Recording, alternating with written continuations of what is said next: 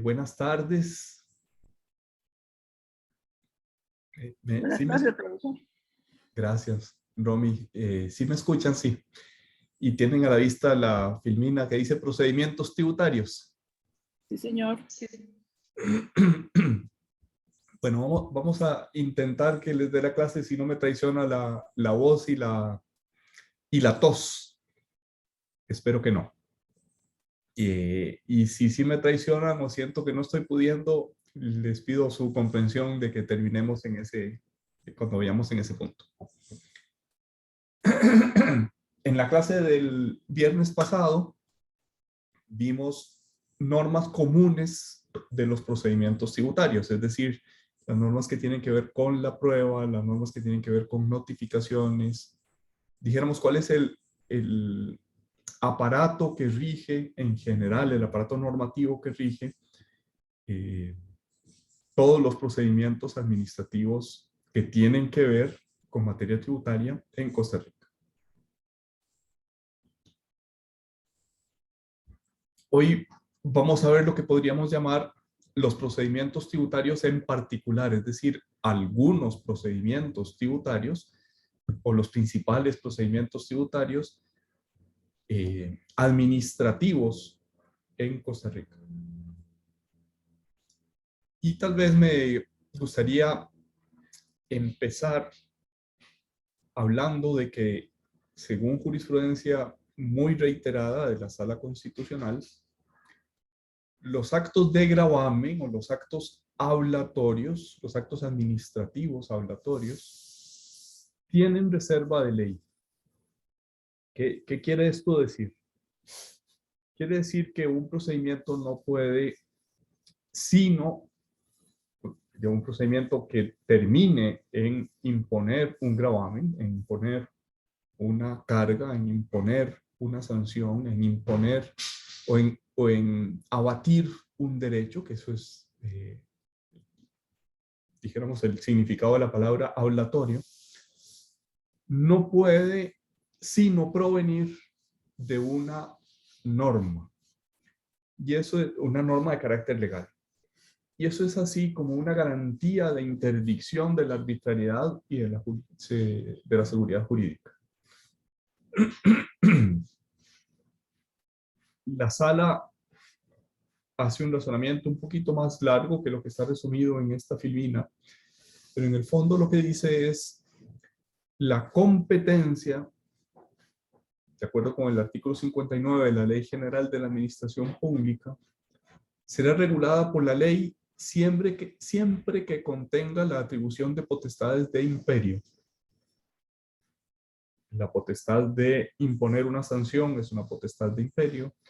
La potestad de determinar una suma de dinero en concepto de tributo adeudada, esto es, que pase de la propiedad del particular a la propiedad del erario público, es atribución de una potestad de imperio. Dice la Sala Constitucional, esa norma de la Ley General de la Administración Pública no solo es una ley o una norma de rango legal, sino que deriva del artículo 28 de la Constitución Política, es la expresión del artículo 28 de la Constitución Política. Y como consecuencia, no puede haber un reglamento sin previa habilitación legislativa. Incluso existiendo un reglamento, perdón, un procedimiento en la ley, el reglamento no puede establecer procedimientos abreviados, que eso es lo que se discutía en ese voto de la Sala Constitucional. Si el reglamento no está expresamente habilitado por la ley, en cuanto se aparte de la ley, en este caso que establecía un procedimiento abreviado, ello violenta el principio de reserva de ley y por tanto el reglamento ejecutivo deja de ser secundum legem o subordinado a la ley porque empieza a regular ex novo, es decir, desde cero, desde nuevo, a partir de sí mismo, una materia no cubierta por la ley, incurriendo en un grave vicio llamado ultravires. ¿Qué quiere decir ultravires? Es una viejísima expresión latina que es más allá de lo permitido. Entonces, retengamos los procedimientos administrativos en la medida en que imponen gravamen o son ablatorios de derechos, en esa misma medida tienen reserva de ley. Y cuando excedan de la ley, o cuando no se funden expresamente en la ley, son inconstitucionales. Teniendo esta afirmación, dijéramos, en mente, pensemos que esto es una cosa amplísima para casi todo el campo administrativo, es decir, para la imposición de una multa de tránsito, para la imposición de medidas, qué sé yo, a los migrantes, para el levantamiento de una mercadería que está en aduanas, para todo aquello que pueda significar gravamen o ablación, tienen que estar expresamente permitidos en la ley. El reglamento sin habilitación es inconstitucional.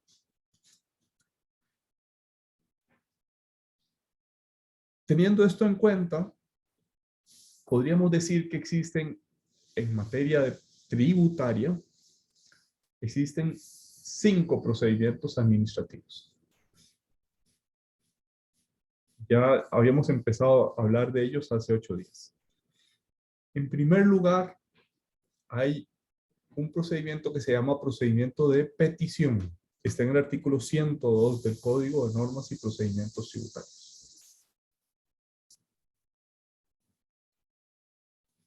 Les comentaba yo también en la clase de hace 8 días que es como de alguna manera como el cajón desastre. Todo lo que no tiene un procedimiento particular encaja en el procedimiento de petición.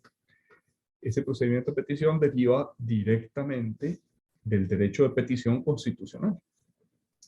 Pedirle algo a la administración. Es el más amplio, el más, el de perfiles menos definidos en el Código de Normas y Procedimientos Tributarios, porque una buena parte de su contenido está en realidad dado por la propia Constitución política. En segundo lugar, hay un procedimiento de consulta. Vamos a llamarlo procedimiento de consulta formal o procedimiento de consulta tributaria para distinguirlo de las consultas informales o de las consultas que no tienen los efectos que le otorga el artículo 119 del Código de Normas y Procedimientos Tributarios. Y si Dios no lo permite, vamos a dedicar unos minutos, a ser un poquitín más amplios, en comentar los perfiles de ese instituto de la consulta tributaria. Un instituto que es bastante propio de la materia tributaria y que en realidad pues no tiene algo parecido, o por lo menos yo no conozco que lo tenga en otras ramas del derecho administrativo.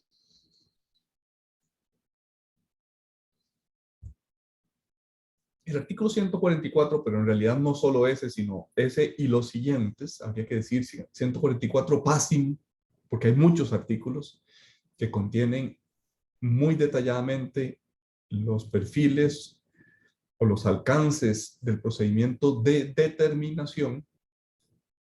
Recuerden, nuestra definición de determinación es declarar el an y el quantum, declarar la existencia y la cuantía de una obligación tributaria. Para que la administración pueda hacer eso, declarar que existe una deuda tributaria, ha de seguir un procedimiento que está regulado en bastantes artículos, pero el primero, regularlo expresamente, es el 144. Existe otro procedimiento, que es el procedimiento de imposición de sanciones, el procedimiento por el cual se le imponen multas o se impone la sanción de cierre de negocios a un contribuyente. La mayoría de sus perfiles son muy parecidos al procedimiento de determinación. El sancionatorio es muy parecido al determinativo. Pero no se confunden, no se pueden tratar ambas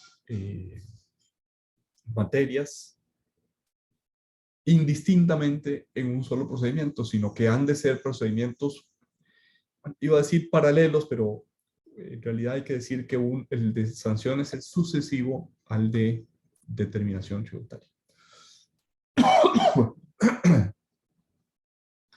Finalmente, no está en el Código Tributario, sino que está en la ley reguladora de todas las exoneraciones vigentes, su derogatoria y exenciones, ese nombre larguísimo de la ley 7293, que para abreviar le vamos a llamar ley de exoneraciones, que tiene un procedimiento para declarar la ineficacia de la exención.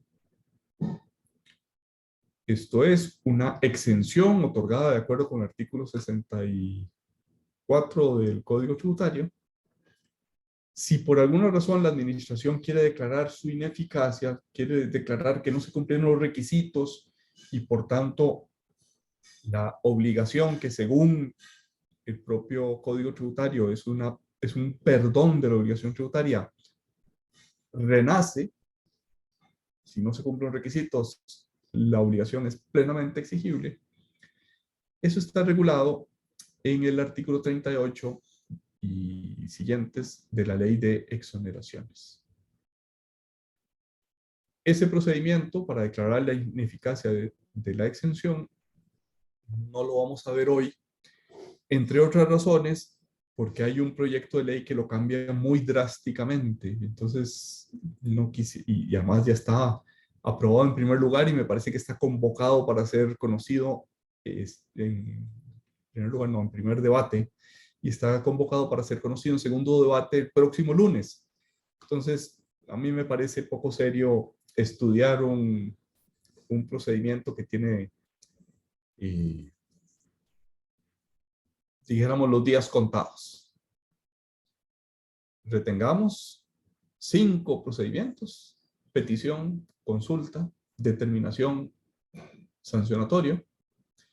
Esos 4 están en el Código de Normas y Procedimientos Tributarios, y hay un quinto procedimiento que tiene que ver con una materia regulada por el Código, a saber, las exenciones, para declarar su ineficacia, que está regulado en otra ley, la ley de exoneraciones en este momento, y una ley nueva que probablemente se apruebe el próximo lunes. Pasemos pues al primero de esos procedimientos, el procedimiento de petición. Como decíamos, es un procedimiento como cajón desastre. Todo lo que no tenga otro procedimiento en la ley cae en este artículo 102. En primer lugar, llama la atención que ni siquiera tiene el nombre de procedimiento o de petición. Empieza en la cápita del artículo, es plazo para resolver.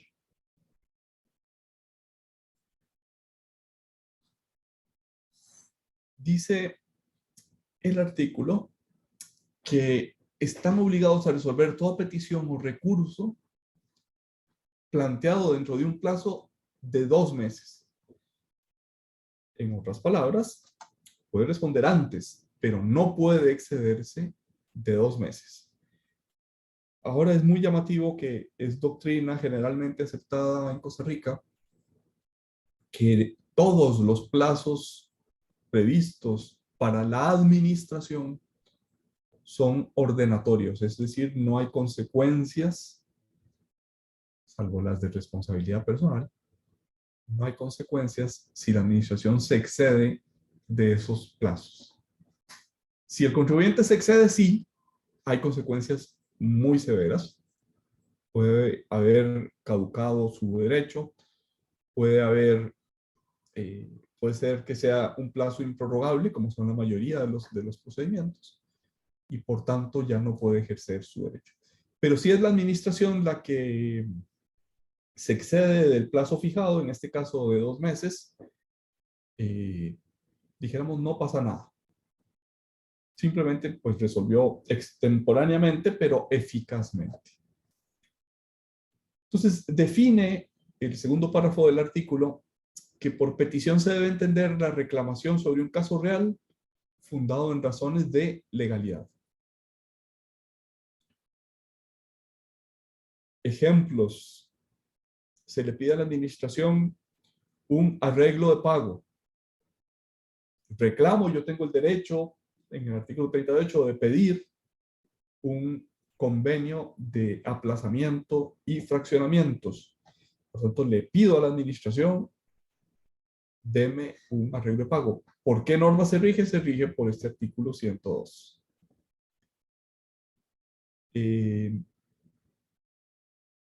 Le puedo pedir a la administración que me cambie, o sea, que me autorice utilizar en lugar de los plazos de depreciación que están previstos en el reglamento de la ley del impuesto sobre la renta, que me autorice un plazo diferente por las razones que yo crea que me asisten. Y la administración pues me lo puede denegar o me lo puede conceder. Así, cualquier petición, la forma de interactuar con la administración tributaria en general se rige por este artículo 102 del Código de Normas y Procedimientos Tributarios.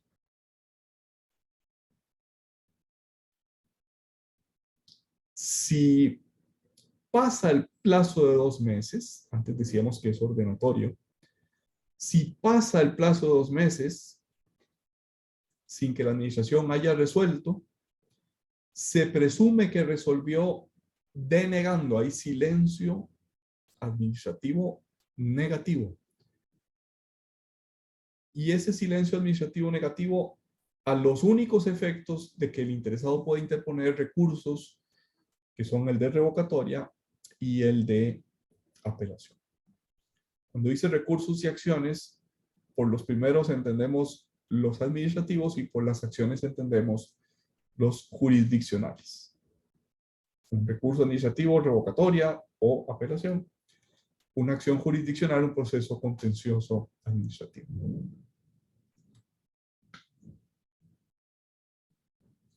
Entonces, ¿qué me interesa retener?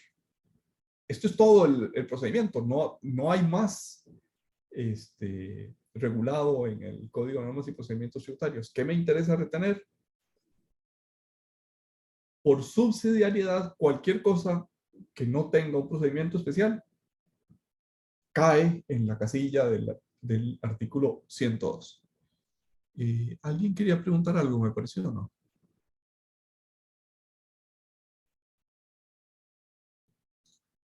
Bueno, parece que me lo soñé. Si quieren preguntar algo, por favor interrúmpame en el momento que crean oportuno.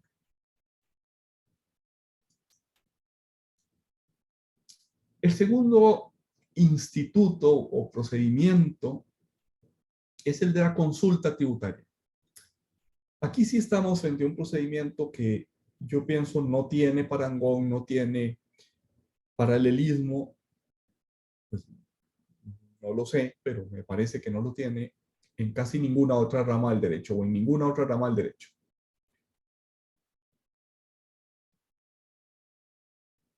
Por eso voy a dedicar varias filminas a transcribir el artículo. Es un artículo largo, el 119 del Código de Normas y Procedimientos Tributarios, y voy a dedicar algunos minutos a ir desgranando qué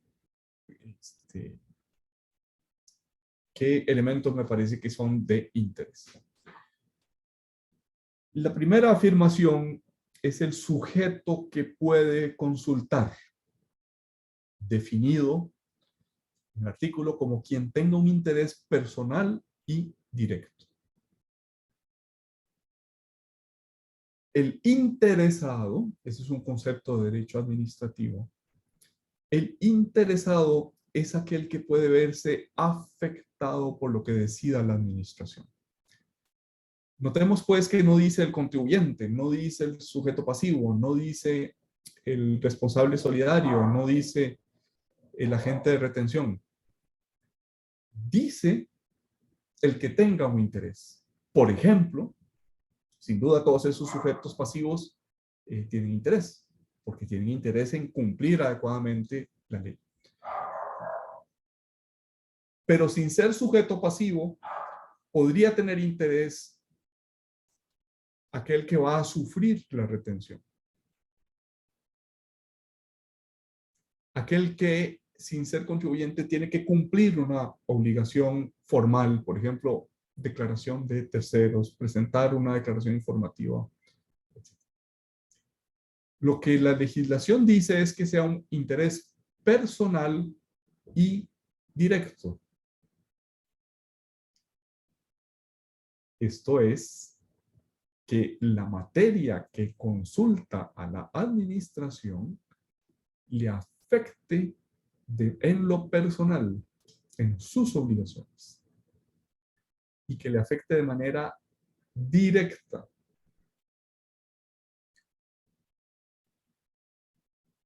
Yo abogado, no puedo consultar, excepto que mi cliente tenga un interés personal directo y me dé el poder para actuar en su nombre. Yo como abogado no puedo preguntar, o no puedo consultar con los efectos del artículo 119.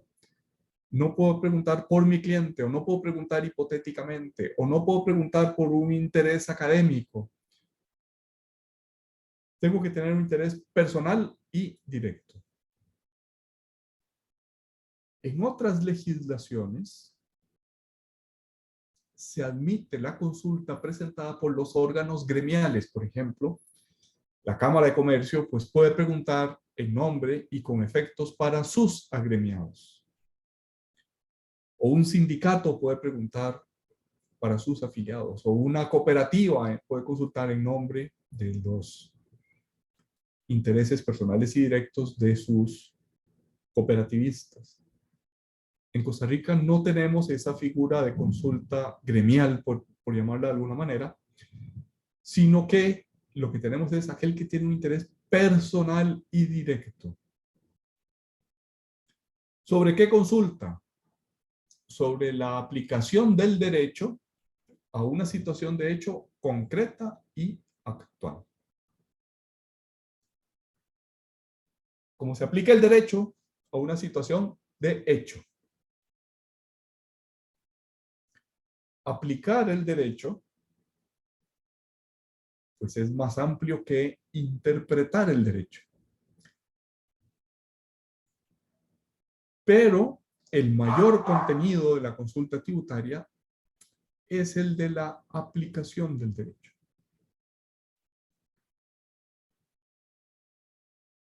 Perdón, el mayor contenido de la consulta tributaria es el de interpretación del derecho. El derecho son las consecuencias concretas de la interpretación. Pero la interpretación ocupa la mayor parte de esa expresión, aplicación del derecho a una situación de hecho concreta y actual. Continúa el artículo diciendo que el consultante debe exponer por escrito con claridad y precisión todos los elementos constitutivos de la situación que motiva la consulta. O sea, yo no puedo consultar, no sé, explíqueme cómo se aplica la depreciación. O explíqueme en cuáles casos aplica la tarifa reducida del impuesto al valor agregado. Creo que hay que exponer, mire, yo soy un constructor, tengo proyectos aprobados antes de la entrada en vigencia de la ley. Entiendo que me aplica no tengo a mano el artículo, pero el artículo que establece unos tipos reducidos de impuesto al valor agregado. Y entiendo que esa norma me permite utilizar plenamente los créditos fiscales en mis compras, a pesar de que en mis compras tenga no tipos reducidos, sino tipos completos, el tipo del 13%.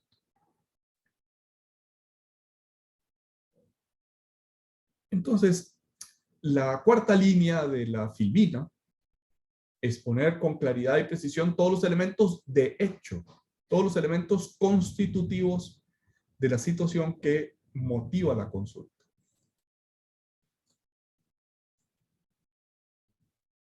Y debe expresar asimismo su opinión fundada. No es simplemente yo creo que puedo aplicar los créditos. No, no. Creo que puedo aplicar los créditos porque la ley dispone A, B, C y porque antecedentemente la administración tributaria ha resuelto que D, E, F.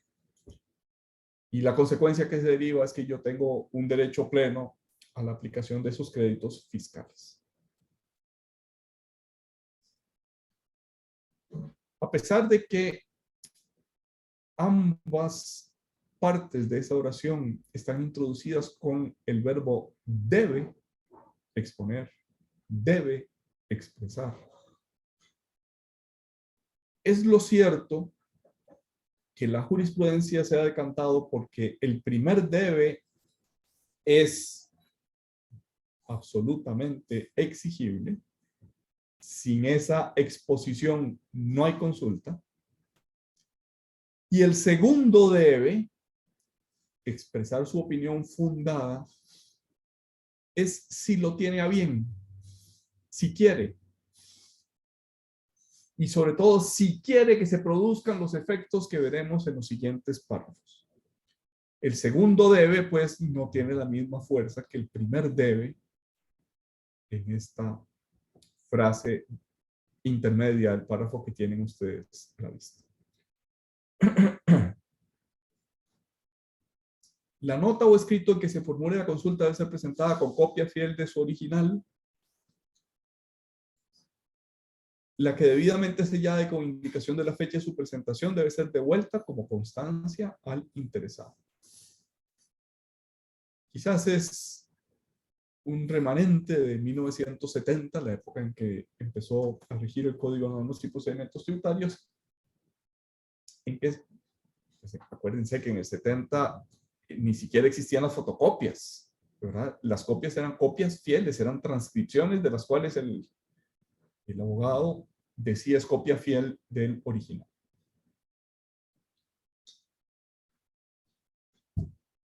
Ahora simplemente se presenta el escrito de consulta con una fotocopia y se pone el sello de recibido. Esto es esa palabra copia fiel. Dijéramos que aunque existe la potestad de decir copia fiel, que la tienen los abogados y la tienen los notarios, dijéramos que en general no se cumple, en general no se exige. Este segundo párrafo de la norma fue introducido recientemente, en el 2012. También, y con arreglo al procedimiento que se disponga reglamentariamente, se podrán presentar consultas tributarias por correo electrónico, en cuyo caso tanto el documento que contiene la consulta como el correo electrónico mediante el cual se remita deberán ser firmados digitalmente por quien presenta la consulta, o tratándose de personas jurídicas por su representante legal. La respuesta se remitirá por ese mismo medio al consultante. De un tiempo para acá, es la forma más usual de presentación de consultas tributarias, por medio de correo electrónico.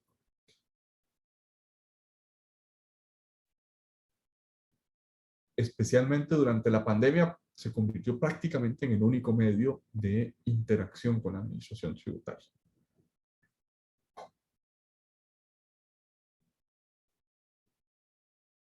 El tercer párrafo también fue añadido en el 2012.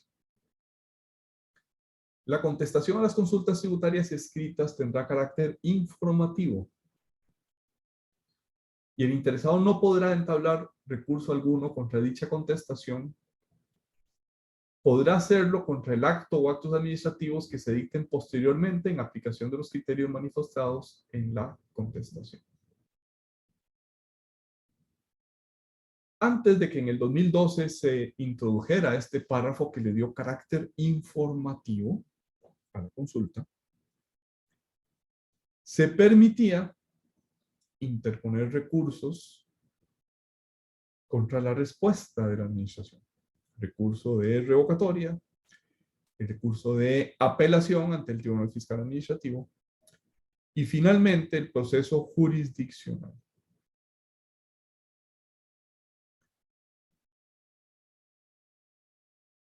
Evidentemente, todas las respuestas a las consultas tienen carácter informativo, pero aquí lo que quiere decir con carácter informativo es que no es un acto administrativo. Si fuera un acto administrativo, sería un... Permítanme que está entrando una llamada insistentemente. Voy a...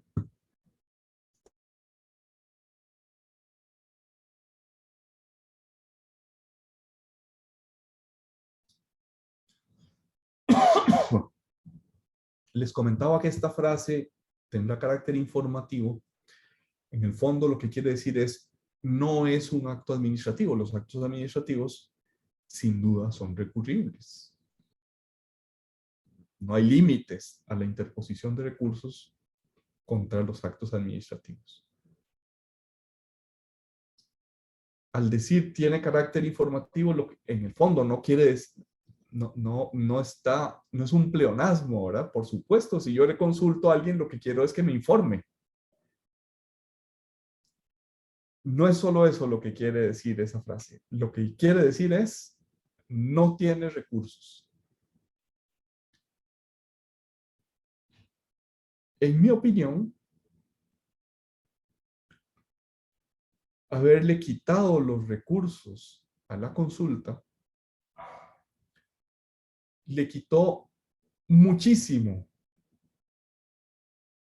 a esa interesantísima figura tributaria,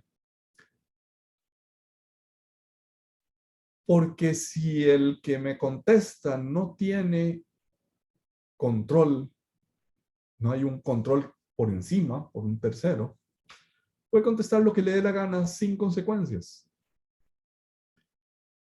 Y puede la administración tributaria, permítanme la expresión popular, barrer para adentro siempre.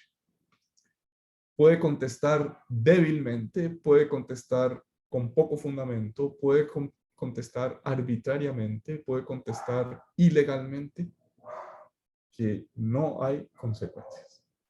No es recurrible. Y por tanto, los contribuyentes, cuando es un asunto en que realmente hay materia en disputa, cuando hay verdaderos posibles opiniones encontradas, cada vez consultan menos a la administración tributaria. Precisamente porque no se le puede pedir a un tercero que verifique si esa respuesta de la administración es correcta o no. Saúl creo que está preguntando. Adelante, Saúl. Hola, profe. Buenas tardes. A mí me cabe la pregunta es, digamos, si se ha vuelto tan débil y tan poco atractiva, yo como, no voy a decir contribuyente, sino tal vez cualquier interesado, ¿qué hago? O sea, digamos, yo lo que veo es que sería mejor ir a petición, tal vez, ¿no? Porque a eso sí tiene recursos. O es más limitada, digamos. ¿Qué supuestos de hecho cambian de una a otra, digamos? Porque si esta no me sirve de mucho y solo es como informativa, como dice ahí, ¿qué me quita a mí, digamos, de que no haya directo a una petición que es más general y que sí tiene recursos? Bueno, te voy a dar dos respuestas, perdón. Primera parte de la respuesta, el 102 dice que pues no lo pusimos en el párrafo, pero en la filmina, pero la línea final del artículo 102 dice que las consultas se rigen por el 119. O sea, dijéramos, no podemos darle gato por liebre a la administración diciendo por el 102 consulto algo que en realidad debía haber consultado por el 119. No. no se puede hacer, ¿verdad? Porque hay norma expresa en el 102. La línea final, si quieres verla en el Código Tributario, dice que las consultas se regirán por el 102, perdón, por el 119.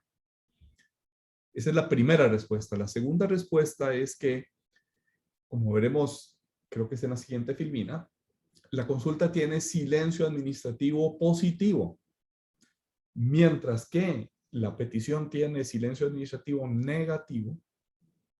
La consulta tiene silencio administrativo positivo. Si se excede la administración, se presume respuesta positiva. Entonces dijéramos que no son intercambiables el 102 y el 119.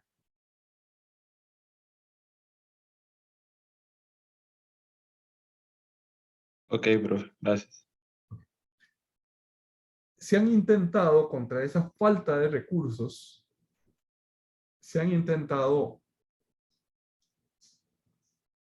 varios procesos judiciales.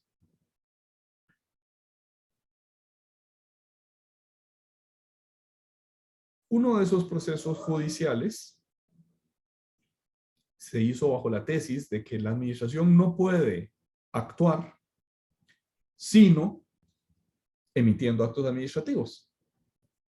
Parece lógico que los actos de la administración sean actos administrativos. Es decir, que cuando contesta una pregunta, que además puede tener derechos o generar derechos al contribuyente, como veremos en las siguientes filminas, aquello no es una actuación simpliciter, sino que es un acto, y por tanto un acto administrativo, y por tanto, si la ley dice que expresamente no tiene recurso, debe entenderse no tiene recurso administrativo, pero sin duda puede ser revisado en sede jurisdiccional. A pesar de algunas, en estos 10 años que han pasado desde que se reformó la ley en el 2012, a pesar de que hubo algunas sentencias de lo contencioso administrativo que así lo entendieron, es lo cierto que ya de manera muy uniforme la Sala Primera ha dicho que no tiene recurso administrativo y tampoco tiene revisión judicial. A mí me parece un error, pero bueno, yo no estoy en la Sala Primera para intentar corregir esa doctrina que ya es doctrina, dijéramos, muy asentada de parte de la Sala Primera. En segundo lugar, se intentó por la vía de acciones de inconstitucionalidad decir, bueno, la ley puede limitar los recursos administrativos. Al fin y al cabo, todos los procedimientos tienen reserva de ley. Pero no puede limitar el artículo 49 de la Constitución Política, que establece la jurisdicción contencioso administrativa. No puede una norma limitar el que los actos de la administración puedan ser revisados en sede jurisdiccional. Intentada, me parece que 3 veces, esa acción de inconstitucionalidad no ha sido acogida por el máximo tribunal de la materia constitucional. Por tanto, que las dos salas que eventualmente pueden tener injerencia en esta materia, la sala primera y la sala cuarta, se han pronunciado en contra de abrir la vía de la revisión jurisdiccional de las contestaciones a las consultas. Por tanto, como decía Saúl, si le quitamos la parte más importante, la más sabrosa del instituto de la consulta, pues en la práctica ha venido muy a menos este instituto. Como me decía un cliente una vez, si usted no quiere oír la respuesta, ¿por qué la pregunta? ¿Para qué pregunta lo que no quiere oír? Si la administración si yo no quiero correr el riesgo de que la administración me conteste algo que pueda coludir, coludir tal vez no es la palabra, que pueda interferir o chocar con mi propia interpretación, que al fin y al cabo la ley me obliga a interpretar la ley tributaria. Pero ese estado de cosas no es una simple anécdota procesal de que sí y que no. Recordemos que a veces hay inversiones millonarias, quizás de inversionistas extranjeros, pueden ser nacionales también, pero dijéramos un inversionista del exterior que trae una cantidad inmensa de dólares y que su decisión de invertir o no invertir depende de cómo se interprete, de cómo se aplique el derecho a su situación de hecho concreta y actual. De hecho, en otras legislaciones, y en concreto en el Código Tributario Modelo para América Latina del CIAT, de edición del 2015, se corrige un poquito esa situación de hecho concreta y actual para permitir la consulta sobre situaciones, llamémoslas hipotéticas o llamémoslas potenciales. Mire, yo pienso, no sé, construir esta hidroeléctrica que va a costar $200 millones. Y como lo estoy haciendo por el sistema BOT, construya, opere y transfiera, eso quiere decir BOT, las siglas en inglés de construya, opere y transfiera. Por el contrato de BOT, construir en 2 años, operar en los siguientes 8 y el 10º año tengo que entregarle la hidroeléctrica al ICE. Yo puedo consultar, por ejemplo, a la administración si mi plazo de vida de depreciación es el plazo del contrato, los 10 años, los 2 de construcción y los 8 de operación, o si tengo que seguir indefinidamente cuando ya no puedo operar yo la hidroeléctrica los siguientes 40 años, que es el plazo en el que se deprecia por reglamento una hidroeléctrica. Hombre, si deprecio en 10 años, es atractivo económicamente, financieramente es posible.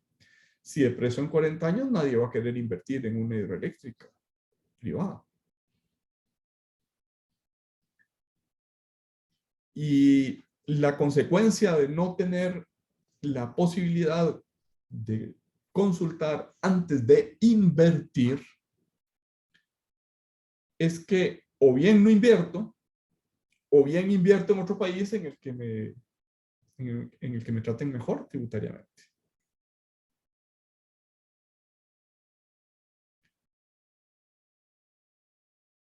Y si además sumamos el que por el carácter informativo ya no se admiten recursos, pues ya no tiene sentido hacer esas consultas.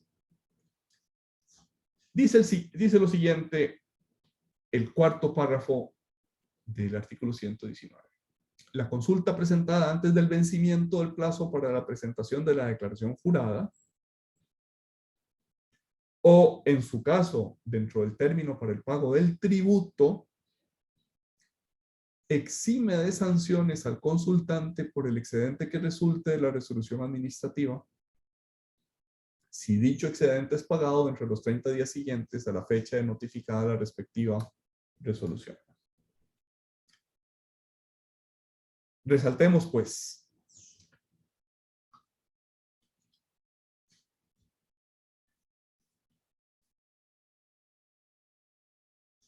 antes del vencimiento del plazo. No dice antes de la presentación de la declaración, sino antes del vencimiento del plazo.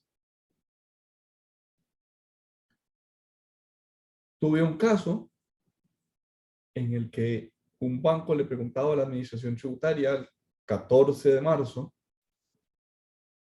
el plazo para presentar la declaración vence el 15. El 14 de marzo le preguntó a la administración tributaria si podía darle el tratamiento X a, me parece que era un tema de diferencial cambiario. Y la administración le contestó, usted presentó la declaración a las 7:35 del 14 y presentó la consulta a las 9:50 del 14. Por tanto, no se la contesto. Usted viola el párrafo cuarto del artículo. Bueno, pues esto tuvo que ir hasta casación para que pues antes de que le quitaran el carácter recurrible al instituto, tuvo que ir hasta casación para que la sala primera le ordenara a la administración tributaria. Lo que dice la norma es antes del vencimiento del plazo, no dice antes de la fecha de la efectiva presentación de la declaración. Incluso puede presentarse la declaración antes, ya es poco frecuente, pero hubo una época en que era muy frecuente que yo presentaba la declaración, dijéramos, el 1 de marzo y la pagaba el 15 de marzo. Especialmente con los sistemas informáticos, ahora se presenta la declaración y prácticamente a continuación se paga de manera electrónica la declaración. Pues bien, dice esta norma que se exime de sanciones al consultante si hay excedente.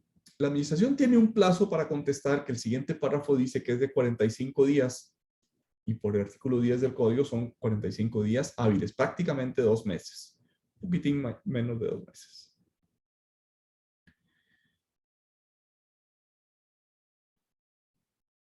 Si me contesta, dijéramos el día 42, yo le consulté a la administración el 10 de marzo, se vence la fecha de declaración el 15, y la administración me contesta, dijéramos, empezando mayo,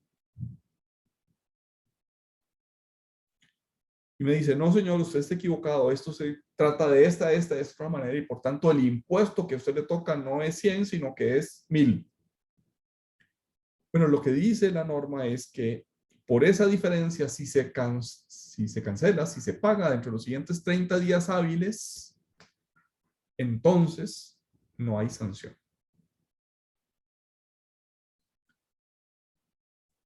Noten que no dice que también se exime los intereses.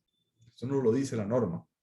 Porque la norma fue construida en una época en que los intereses, según les expliqué en una clase anterior, no se cobraban sino hasta que la resolución determinativa fuera firme. Pero parecería que lo lógico es que si se me eximen de la multa, me eximan también de los intereses. 45 días hábiles para resolver. Y si al finalizar dicho término no se dicta la resolución, se debe entender aprobada la interpretación del consultante si éste la ha expuesto. ¿Se acuerdan que hace unas filminas les decía que el segundo debe exponer? Ha sido entendido más laxamente que el primer debe. Debe exponer la situación de hecho actual y debe exponer su opinión. Este parrafito, silencio administrativo positivo aprobatorio de la interpretación del consultante si éste la ha expuesto, esa frase final, si la ha expuesto, es el que autoriza esa interpretación más laxa que les decía del segundo debe en el primer párrafo del artículo 119.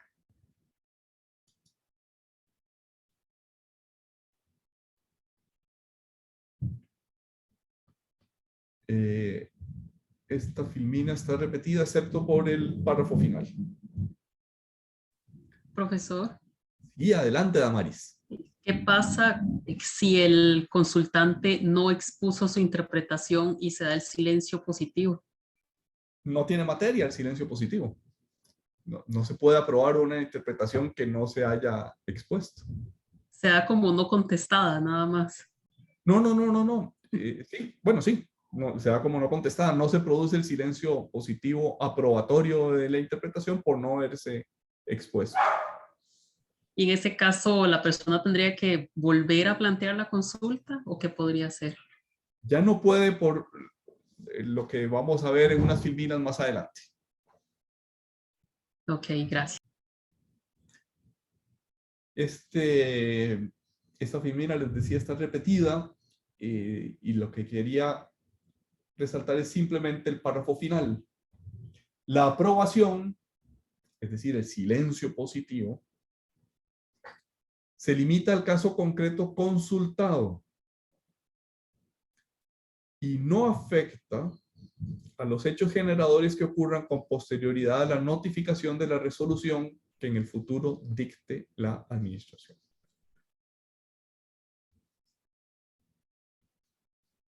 Se limita al caso consultado. Esto es, en principio, luego veremos algún comentario, en principio no afecta, no se extiende a los casos de otras personas, de otros contribuyentes, de otros interesados que estén en la misma situación jurídica. Se limita al caso concreto consultado. O sea, si el productor de naranjas A consulta y el productor de naranjas B no consulta, y el productor de naranjas A tiene a su favor silencio positivo, silencio administrativo positivo, ese silencio no se puede extender al productor de naranjas B, que no consultó. Sin embargo, como el código pide que las respuestas a las consultas tributarias se publiquen, una vez que se publiquen, los demás que están en la misma situación jurídica por el principio constitucional de igualdad del artículo 33 de nuestra Carta Magna, tienen derecho a ser tratados igual. Esto es, la aprobación se limita al caso concreto consultado, excepto que se publique la respuesta. Y una vez que se publique, como es obligatorio de publicar, esas respuestas generan derechos para los demás que estén en las mismas circunstancias. En segundo lugar, este párrafo final no impide que la administración responda. Se produce el silencio administrativo, aprobatorio de la interpretación, pero eso no impide que la administración tributaria en el futuro emita la resolución que omitió, emita la que omitió, emita extemporáneamente la resolución que se le pedía en la consulta. Y lo que esta párrafo dice es que el silencio positivo cubre no solo la situación de hecho concreta y actual con base en la cual se produjo la consulta, sino también las futuras hasta que se emita la siguiente resolución. Adquiere el consultante una especie de derecho subjetivo a que el estado de cosas que se produjo con el silencio positivo no sea alterado retroactivamente.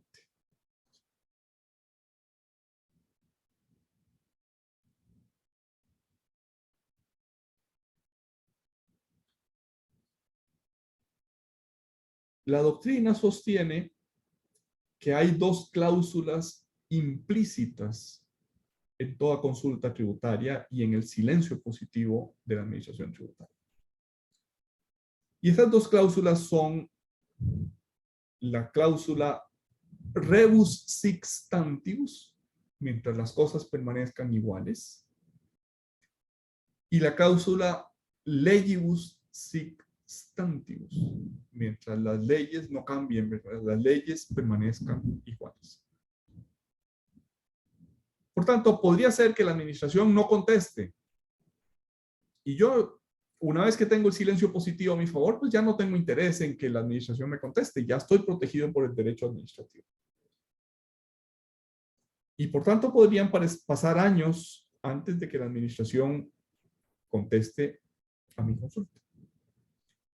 Pero podría ser que cambie la legislación, que cambie la norma, o bien que cambien los hechos que se parezcan, pero ya no sean idénticos a los hechos que yo expuse, la situación de hecho concreta y actual que expuse en mi consulta.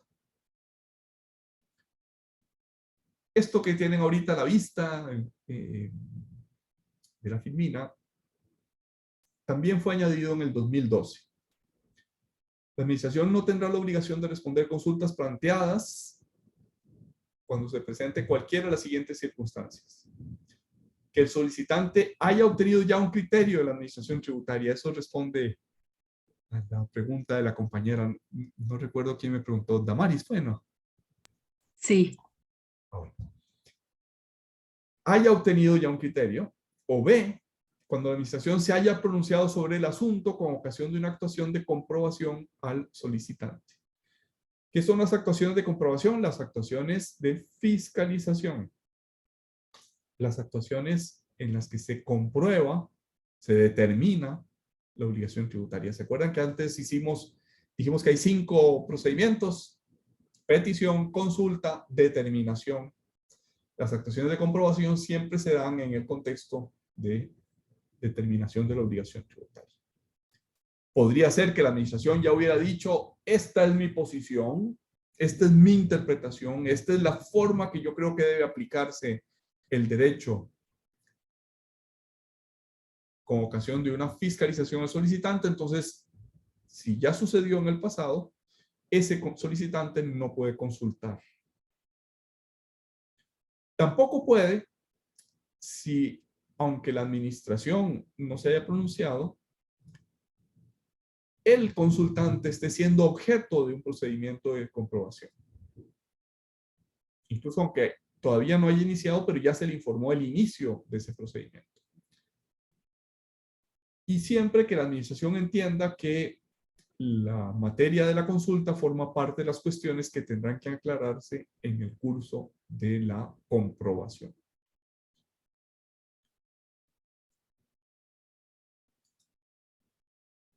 Termina el artículo diciendo, es nula la consulta evacuada sobre la base de datos inexactos proporcionados por el consultante. Así como este párrafo que precede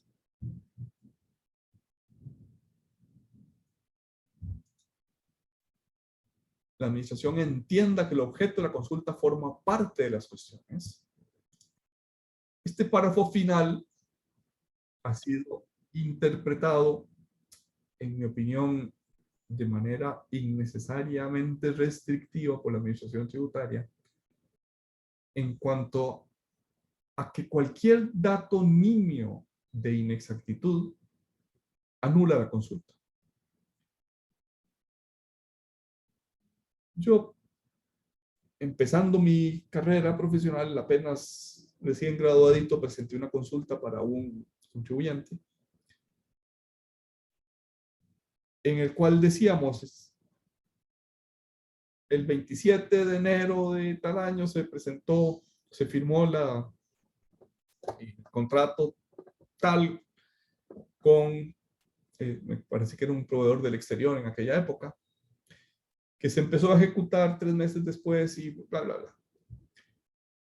Y resulta que el contrato no se había firmado el 27 de enero, como decíamos, sino el 29 de enero. Pero la verdad es que era un dato irrelevante. No era un dato inexacto que anulara o que engañara o que de alguna manera traicionara la confianza en el contexto de confianza en el que una consulta se le presenta a la administración. Es un dato absolutamente irrelevante, ¿verdad? Que el contrato se hubiera firmado el 27 y no el 29 no tenía realmente ninguna relevancia. Y lo que pasó En el fondo lo que pasó es que quien la había resuelto la consulta por parte de la administración tributaria se le había ido el plazo. Se había excedido los 45 días hábiles. Y a la administración no le gustaba esa interpretación aprobada por silencio positivo. Y cuando aquello fue al Tribunal Fiscal Administrativo, época en la que todavía se podía acudir al tribunal, este funcionario había empezado a trabajar en el Tribunal Fiscal Administrativo. Entonces él movió sus hilos en el Tribunal Fiscal Administrativo para que se declarara nula esa consulta. Y a mí me parece que, ¿cómo decirlo suavemente? Que la administración no solo debe ser consultada en un contexto de confianza, sino que además debe merecer la confianza de los contribuyentes. Y en este caso me parece a mí que traicionó la confianza, ¿verdad? Por un dato mínimo, una fecha inexacta, que por descuido se había puesto mal en el escrito de consulta, pero que no afectaba en nada, o sea, no cambiaba la interpretación jurídica por la fecha del contrato, no cambiaba en absolutamente nada. Me parece a mí que la administración buscó una excusa para anular un silencio positivo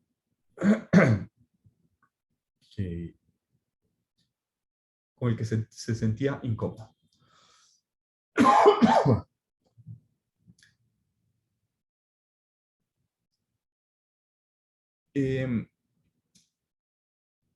Voy a seguir unos minutos nada más para hablarles de los dos procesos, el de determinación y el sancionatorio, porque la verdad es que me cuesta un poco mantener la voz todavía. Y además quiero decirles otra cosita. El martes yo tengo una audiencia judicial a la hora de las clases. Por tanto, no voy a poder estar en clases. Le he pedido a la profesora Karen Villalobos que sea ella la que me dé la clase inicial de ilícitos tributarios, que ya toca ver los ilícitos la próxima semana. Karen fue mi alumna, después también trabajó en mi oficina, después se fue a estudiar a Argentina, sacó una maestría en Argentina y está haciendo ahora su tesis doctoral, ya viviendo en Costa Rica, y tiene ese tema de los ilícitos tributarios muy, muy trabajado. Por tanto, le pedí a Karen que fuera ella la que me imparta la clase del martes y probablemente la del viernes también. Nada más para que sepan que Karen va a llegar al aula a dar la clase en mi lugar el próximo martes. Procedimiento de determinación, procedimiento de declarar la existencia y cuantía de una obligación tributaria. Después de la fiscalización, o sea, después de las actuaciones de fiscalización, todavía no estamos en un procedimiento, estamos nada más en actuaciones. Se nombró un auditor, el auditor pidió información, el auditor hizo cambios, el auditor cuestionó. Finalmente llega la audiencia final y en esa audiencia final de fiscalización o de comprobación hace una propuesta de regularización. Obviamente, pues si hay algo que regularizar, le propone al contribuyente, mire, usted declaró menos del impuesto que le correspondía por estas y estas razones. Por ejemplo, se tomó más gasto deducible del que le correspondía y por tanto el impuesto que usted pagó es menor. Le propongo, le hago una propuesta de que regularice. El contribuyente puede aceptar la propuesta, decidir regularizo, y por tanto ya no hay ninguno de los pasos que siguen a continuación en la FIMI. Se acepta la propuesta, caso cerrado, como diría el popular programa televisivo. Puede aceptar parcialmente. Es decir, usted me hizo tantos ajustes, me hizo 3 ajustes a mi declaración y yo puedo decir, sí, pues creo que tiene razón en el ajuste 1, pero no en el ajuste 2 y 3.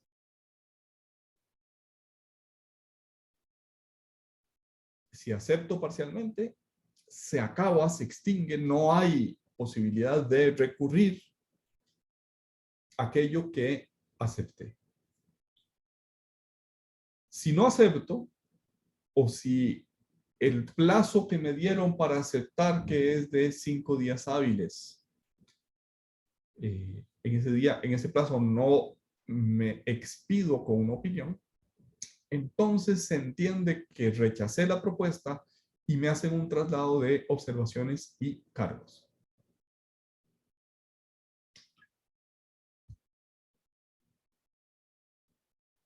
Dijéramos en la propuesta de regularización, pues su contenido es muy parecido al del traslado, pero el traslado es el inicio de un contencioso, de un litigio. ¿Puede el contribuyente pagar bajo protesta? ¿Por qué podría querer pagar bajo protesta? Para que no sigan corriendo los intereses todo lo que dure el procedimiento administrativo. Y tiene 30 días para impugnar ese traslado de observaciones y cargos. Como les dije, íbamos a ir muy rapidito en este punto y en el siguiente. La administración tiene 2 meses para emitir la resolución determinativa. ¿Cuáles 2 meses? Los mismos 2 meses del 102 del Código de Normas y Procedimientos Tributarios, del de petición. Porque dice toda petición o reclamo y se entiende que la impugnación es un reclamo. Ha de ser resuelta en el plazo de 2 meses. Plazo ordenatorio. No pasa nada si la administración no resuelve en ese plazo. Lo único que pasa es que se entiende que yo puedo interponer los recursos. Con silencio negativo ficto o con respuesta negativa expresa, tengo el derecho de interponer el recurso de revocatoria y o el de apelación. En el primer caso, 30 días a partir de la resolución determinativa. Si interpuse ese recurso, no sucede como es frecuente en el derecho administrativo, que se interpone subsidiariamente el recurso de apelación, sino que el recurso de apelación o se opone inmediatamente a la resolución determinativa por no haber hecho uso del recurso de revocatoria, o se interpone contra la resolución que resuelve el recurso de revocatoria.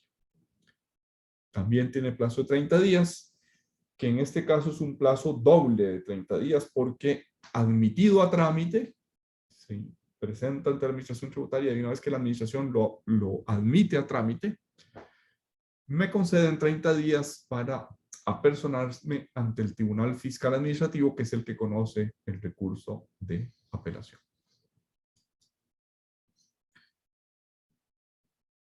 Procedimiento sancionatorio. Está en otro color y en cursiva la propuesta de regularización, porque es esta misma propuesta de regularización del procedimiento determinativo. Esta propuesta de regularización es regularice el impuesto y pague la multa.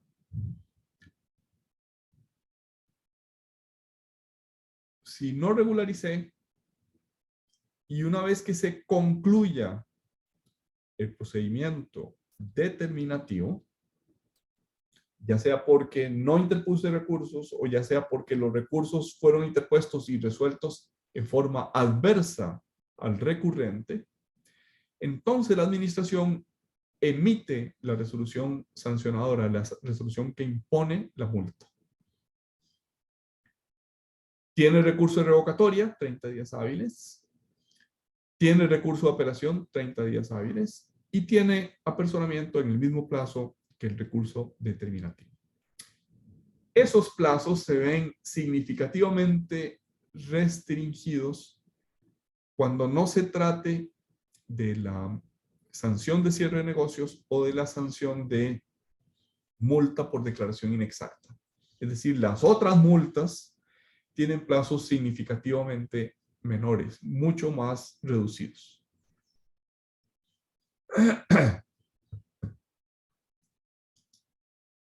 Y con la promesa de que,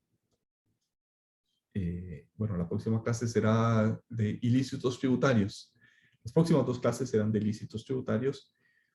Y después retomaremos con algo más de detalle los procedimientos administrativo y